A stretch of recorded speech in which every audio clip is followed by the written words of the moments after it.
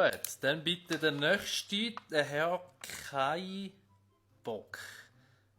Wie spricht man das aus? Ja, so wie man es sagt. Kai Bock. Also, Herr Bock, heute geht es ja darum, dass wir Sie einteilen bei der Rekrutierung. Haben Sie sich diesbezüglich mal ein bisschen überlegt, in welche Richtung das es soll gehen? Was würden Sie gerne machen? Ja, also ich tue halt gerne gamen. Haben da vielleicht eine IT-Abteilung, wo man so könnte tun, als würde man etwas machen? Dabei ist man die ganze Zeit nur am Zocken.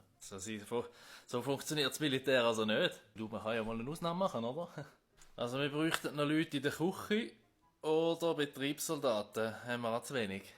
Schwierig. Sehe ich mir ehrlich gesagt nicht so in dem Detachement.